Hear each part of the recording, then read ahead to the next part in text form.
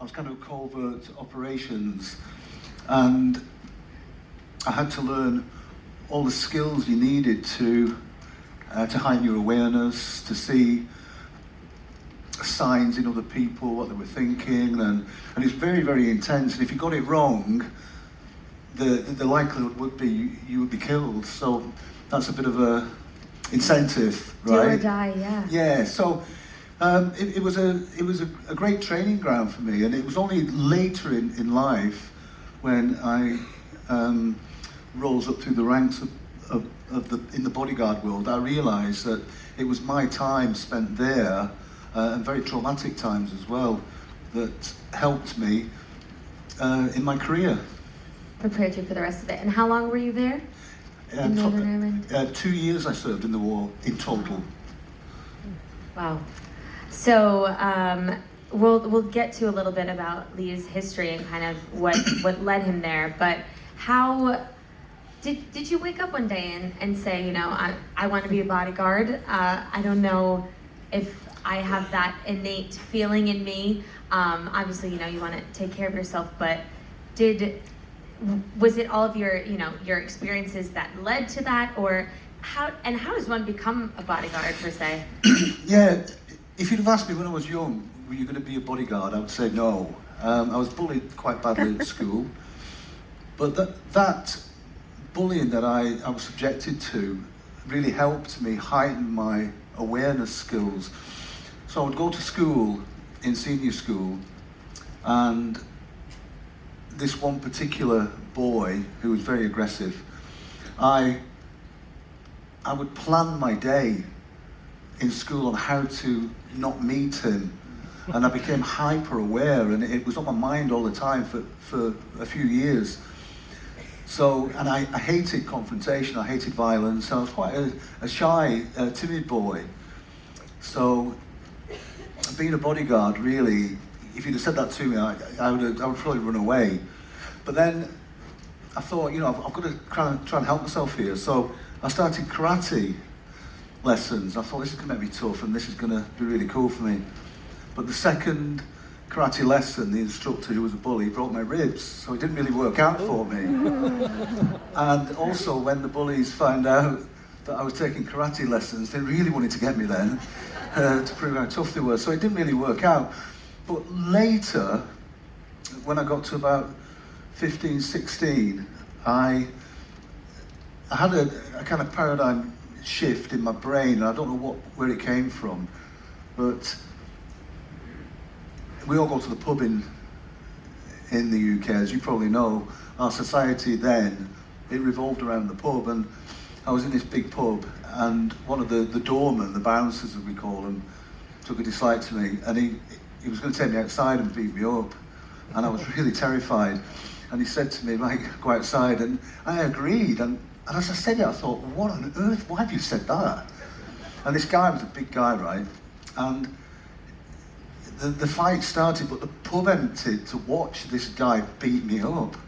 And I'm thinking, what are you doing, Lee? And it was just not in my character. Anyway, I started fighting, and I could hit him, and he couldn't hit me. I was like, I found this new power, and I was like, wow, this is so cool. I'm like, here we go. Superpower. It was like a superpower. And the doorman in the end, he was on his knees crying. He said, don't hit me anymore. And I just was like, yes. And it's strange for me, because it just wasn't me, but the bully was in the crowd watching me getting beat up, and I saw him, and I said, right, you're next. And he said, no. You know, so, but then, what happened was, this new power got to my head, and I became a really bad boy. And it was a tough area in Manchester where I lived, and it revolved around that kind of thing at that time. You know, it's not very nice to talk about, but it was my upbringing. And another karate school, the local instructor said to my father, if you don't get Lee into karate, he'll go to prison, like a lot of my friends did in that area. It's a tough area. So I started karate, and then it sort of like, I could fight, and I could just do it. And we had about 4 or 5 fighting teams, and the main fighting team were all black belts, and I fought in that as a white belt. There were 4 black belts and me a white belt. And I quickly went up the ranks in the karate and you know, eventually represented Great Britain and England and went on to do some great things in that world, you know. So it was the karate really that changed my life. Right. I did karate actually. And I didn't tell you this yesterday. I stopped karate because it wasn't karate that broke me. I was chasing a boy outside, and that's when I should have known. I was running around chasing a boy, and I ran into a metal mailbox and cracked my head open. I still have the scar actually. So you see it. I can see it. Yeah. That's a cool scar. That's cool, right? Yeah. So I'm pretty tough too. Oh, I know that. Very, very different way. But you have some cool pictures. I wanna sure. I wanna get to. Look at this! Look at you! Yeah, there you go. What was this? What was this moment? That was hair. That was hair.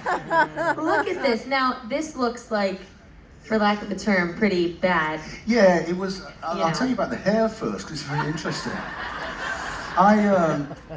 Just before COVID, I was working for an American company in Langley, so you kind of guess what kind of things we were doing. And I headed up a big team of American Special Forces guys in Saudi, and we were the first Western private military contractors ever to be allowed into Saudi. It was a massive job.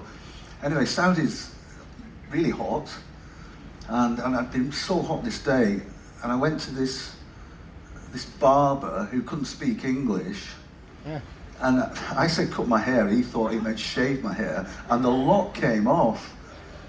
And I thought, that's pretty cool actually, and I've just kept it the same ever since. But yeah, but this was a kind of a moment in my life in Libya. I did 6 tours of Libya during the Second War, and it's really interesting. I'd like to share this story with you. So we were in Libya, and I was looking after the European Union border assistance mission, and we were trying to firm up the porous borders of Libya to stop the terrorists coming in, and the people trafficking and the weapons and things like that. And what happened, the country got evacuated, and the Americans left, the Brits left, everybody left, and the EU wouldn't let us go because they'd evacuated a mission in Africa 18 months earlier, and they evacuated it too early, and all the civilians who worked there got massacred. So Brussels wouldn't let us go, and we hung on too long. We couldn't get out. So we had Al Qaeda and ISIS on one side pushing in. We had the militias on the other side, and we were slap bang in the middle of this massive battle. And Al Qaeda was trying to get in to us in the compound. So it was slightly similar to Benghazi when Ambassador Stevens, the American ambassador, got killed. So we were on the rooftop and we were preparing, you know, for the inevitable. And in those moments like that, when you're really faced with certain death, that you say goodbye to your family, your friends, and you start thinking about things. You don't think about your tax bill. You don't think about the neighbour who really annoys you. You don't think about anything like that, and you have massive clarity. Have we got any veterans in here, maybe, Yes. or people, in law enforcement, or something that's felt something like this? But you get massive clarity of mind, and it's peaceful, and it's really cool. I've had it several times, and at that time, you start thinking about the people that you love, the people that are dear to you, and you go through them and you think of them fondly, and it's quite cool. I don't suggest you should do it, but I thought about Princess Diana, and then later after this, I kept thinking, why did I think about that woman? And over the years, I've begun to understand why. I've done a lot of study into it, and I'm going to share that with you later on. Because at that time, she was the best known person on the planet. Is anybody here? I'd love to ask this question. can everybody here kind of remember what they were doing when they heard she died? Yeah. And if you remember, not what you were doing, also how you felt about this person you never met. It's incredible. And what it was is everybody had a massive trust in her. And they had that trust because of the things she did and she said. Her invisible public relations was massive. And when you see her doing the things she did, you knew that she was doing it from the heart. You knew it. We know it. We're human beings. We get this stuff. And with that comes trust, and with trust comes love. And she was a loved woman.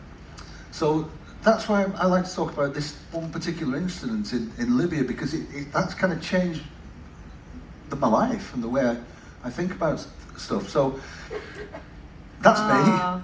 That's very me. Different to when I was doing karate. Yeah, that was me in the World Kickboxing Championship. So I just thought I'd show this. I did this later on to inspire my son, who wasn't training properly, and I got myself onto the British team, and I got a silver medal in the World Champ. Look, I'm really hair. Yeah, the hair's back, man.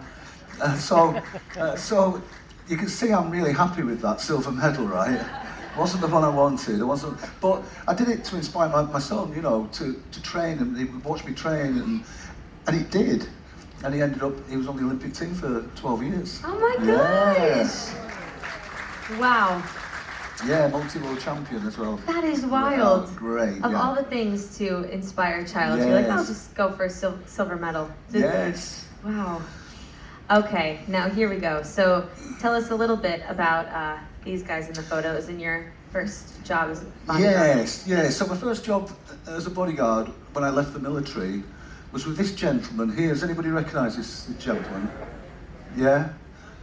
Yeah, it's Mr. Mohammed Al Fayed. He was the owner of Harrods, and he was a multi-billionaire. And that's pretty cool. And I like, when you get your head around this, I know it's quite simple, but I love to explain this as it was explained to me when I first joined. And if you think of about a 25-yard swimming pool full of water, if you take a cup of water out of that pool, that's 1 million, and that's 1 billion in terms of quantity.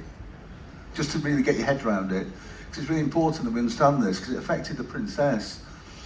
Or in weight, in grams, funnily enough, a walrus weighs about 1 million grams, right?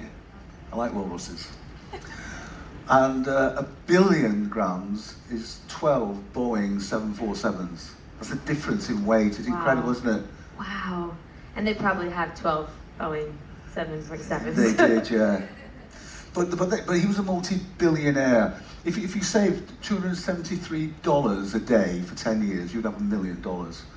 If you saved 57,000 a day, it would take you 50 years to get 1 billion.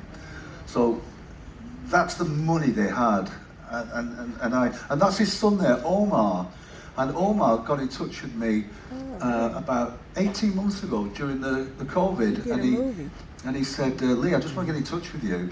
He said, you know, I looked after him for 4 years, and he said, I'd just like to say that those 4 years you spent with me made me the man I am today.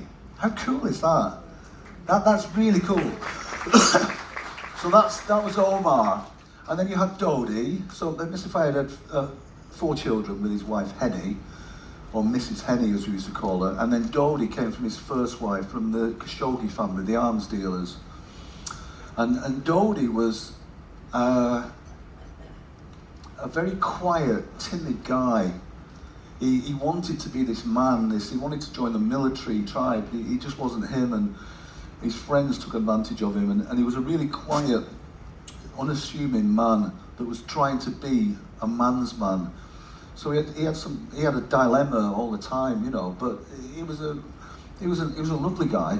But when we used to travel around, just for interest, I'll show you this is the helicopter we used to go in. The Harrods on The it. Harrods helicopter, and we would go from all these places he had all around the world. He had a place in New York, the Pierre Hotel in New York. Oh wow. Owned a floor of it. And for those of you who know, are familiar with that hotel, it's one of the most expensive hotels in New York. It's insane. So I took his wife in '97 on a shopping trip there with her kids. It cost £750,000 for that one trip. That's about the spending money. Insane money that they had. This is inside the helicopter. Oh, that looks just like my cabin. Yeah, it's pretty cool. So this helicopter, at one stage, it came on the lawn of his estate near London, just out in the countryside. And I was coming over with two of his boys, Omar and Kareem, and they were full of mud because I've been teaching them how to make dams like proper boys. And Mrs. Henny used to hate this because she used to get all the butlers and everything to come out and scrub them. She'd tell me off for getting dirty. We had a Labrador dog with us, which was black. It wasn't before we went making dams. So we shouted, so the road to the turning, and the boy shouted to Dad and said, "Where are you going, Daddy?" And he said, "I'm going to the store," which is, he called Harrods the store. And they said, "Can we come?" And he said, yeah, get in. So we get in that, full of mud, with the dog, and off we go to Harrods. We walk in the store like this, nobody says a thing, and then I take the boys back to their apartments in Hyde Park, and next to it, Mr. Fayed owns one of the top hotels there as well, and all, there's like 3 buildings all intertwined with all secret doors and escape routes and all this. It's incredible. It takes about 3 weeks to learn the system. So I went in the hotel full of mud with the dog, and I walked up and I said to the guy, "Excuse me, I've got a room booked for tonight." And he said, "Sir, I think you'll find you don't." I went, "Okay." I said, "You better get the manager." No, not the hotel manager.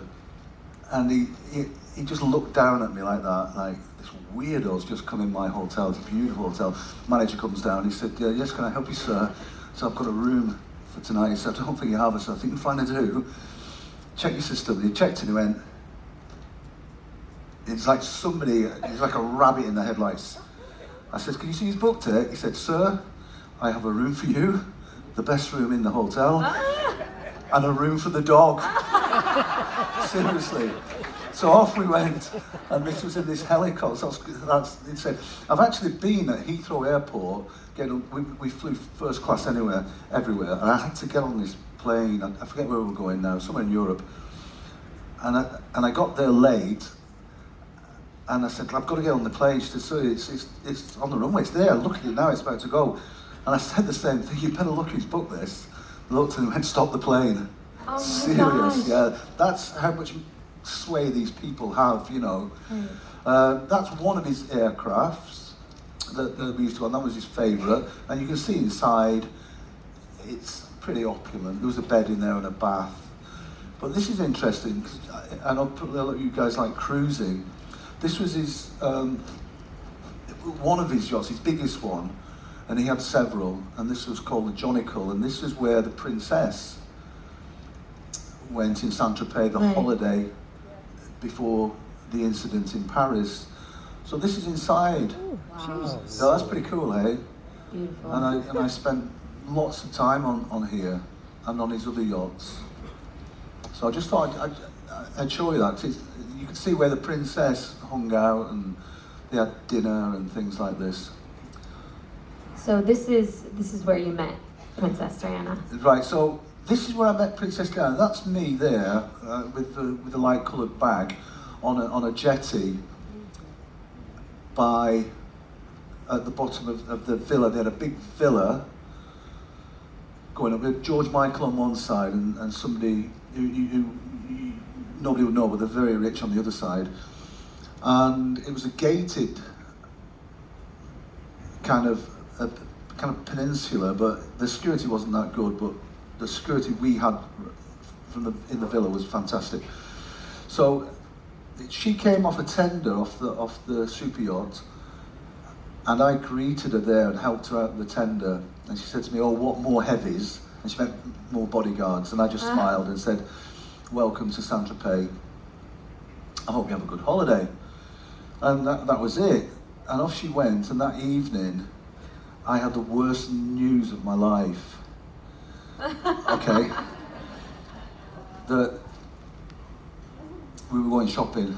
Oh. And the following day, with Mrs. Henny. Now, Mrs. Henny hated security. I actually got on okay with her, but she hated security, so she would try and escape. She would go into shops, she would put wigs on, sunglasses, change her clothes, try and get out, and she did.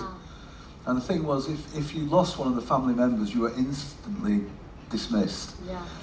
So I thought, her going out shopping with Princess Diana, what could go wrong? Right. Yeah, so they were going about 2 o'clock in the afternoon, and I just happened to be up by the main villa, and the other bodyguards and the chauffeurs were getting ready, and we had 4 armoured vehicles there, Mercedes, and some that weren't, some Range Rovers. And Mrs. Henny came out, and I just happened to be there. She said, "Lee, we're going shopping now." And I was like, whoa. I said, "Well, can you give me 5-10 minutes to get the team together, because we're just not ready?" She said, "No, we're going now." And I could see Princess Diana look at her, thinking, why are you speaking to him like that? Right. And anyway, they got together and they started giggling, and I was watching them. They just got in the car, just drove straight off. So I managed to get one of the female bodyguards to get in the car quick. We followed them and went down into Saint-Tropez, and I went shopping until the team eventually came down for some backup and stuff like that. So what was interesting, as I was watching her and being with her and chatting to him between shops and things like this, that everybody she met smiled. Nobody recognised her, not one person, because she was really dressed down. She had a cap on and big shades, and no one recognised her because nobody knew she was there. And that's kind of a psychological thing that we can work with in our industry, you know. But everybody she spoke to, she had kind words to say to them, and it was incredible. I could see Mrs. Henny looking at her, thinking, "What are you doing? Why be nice to people? You're not rich or something." So yeah, that was the first time I'd really observed her, you know. Right, in her essence. And felt her, yeah. An amazing lady. Which is one of the things, I think, I mean, even across the pond, that transcended and across the world, was that essence and kindness, and for you to experience that close up and just how real that actually was. Yes, It's really crazy. Yeah, it was. Wow. It was insane. But you know that I was thinking today that, you know, dangerous moment that I had, that scary moment. I've had quite a few, but I had one today. I just thought I'd tell you about this. It was incredible. You had a scary moment today? I did. I went to the laundromat. That's what you call it, right? Oh, laundrette, that's what you call it. Have we got one of the laundromat ladies in here that I met this morning? Oh gosh, what happened to her, Lee? I went in, this is no word of a lie, I go in with my 2 pair of pants, 2 shirts, to press them, right?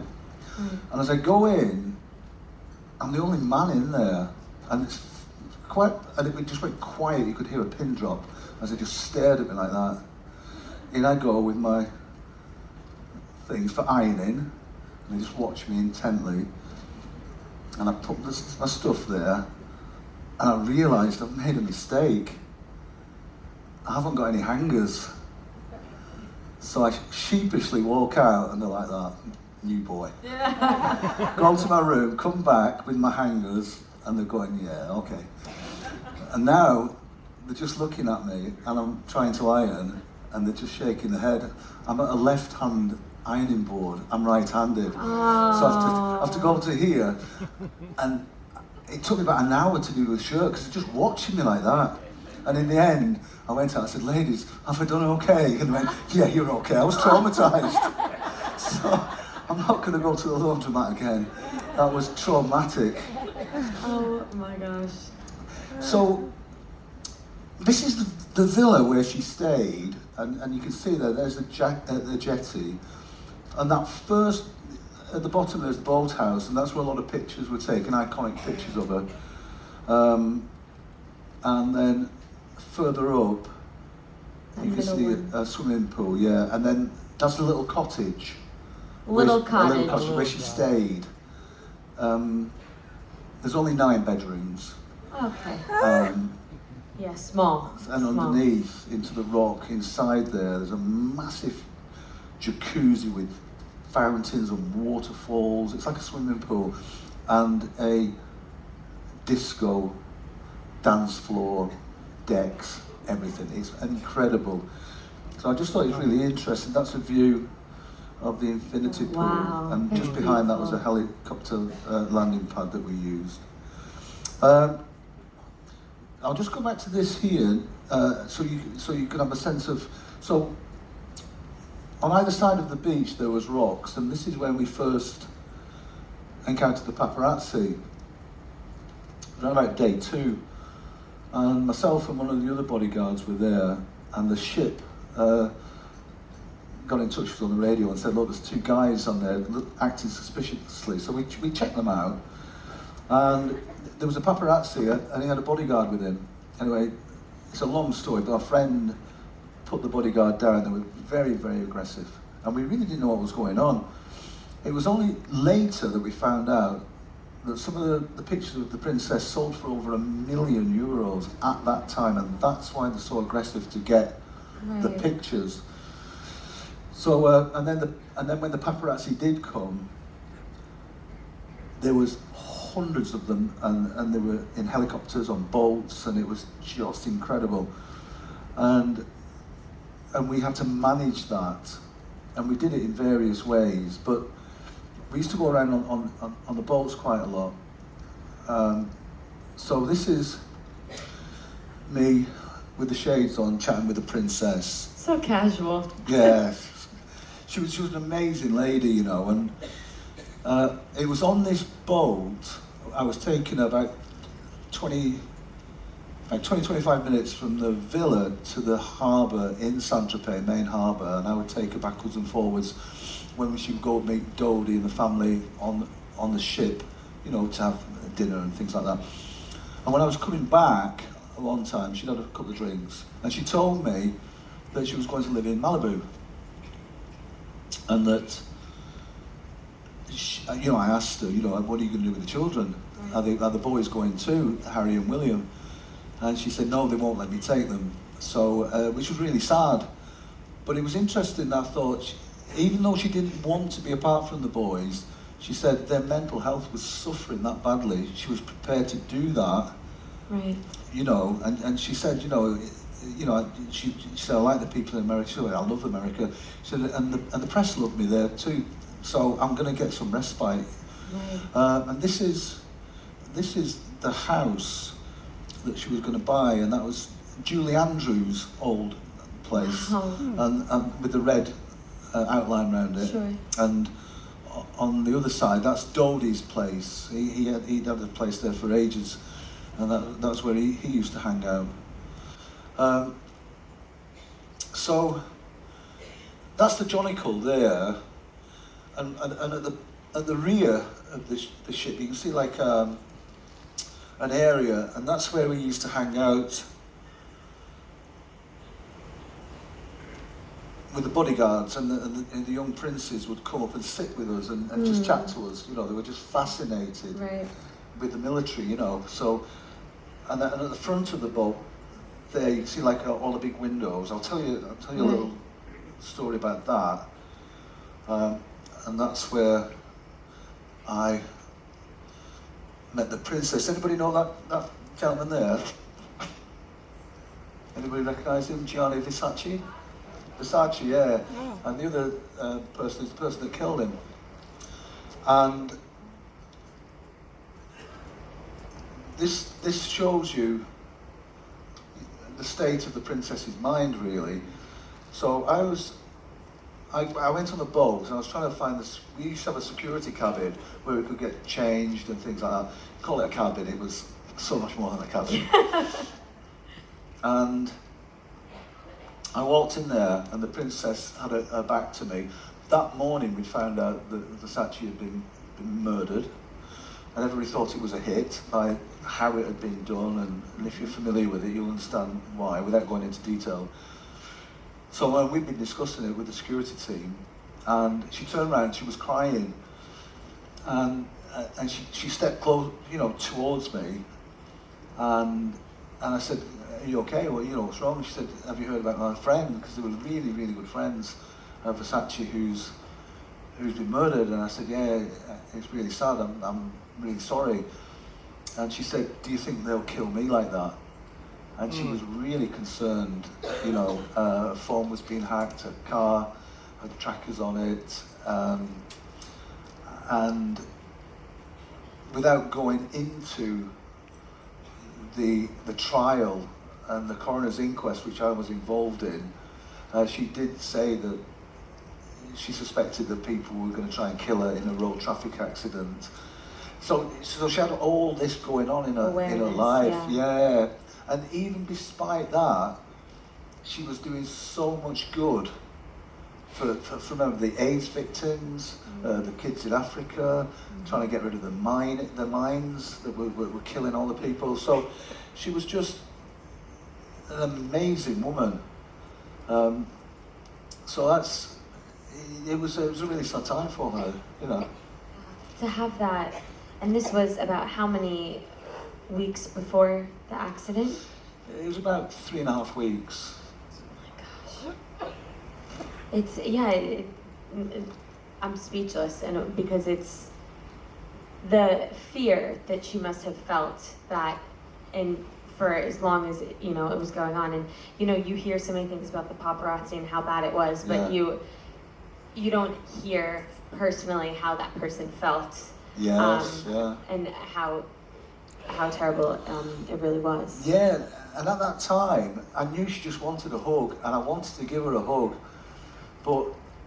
and you could say, it wasn't that professional, but on occasion it is when you work with somebody. If they've got trauma in their life, sometimes they just need a hug, if it's appropriate. But the thing that went through my mind is, imagine if I'd have done that and the paparazzi would have got a photograph of it. Yeah. That would have been, it would have been so bad. So I kind of stepped back and I got out of there pretty quickly. Yeah. But it was interesting times being with the princess. But what I saw happen over a period of a couple of weeks was that the family changed. The Fayed family changed. Just because she was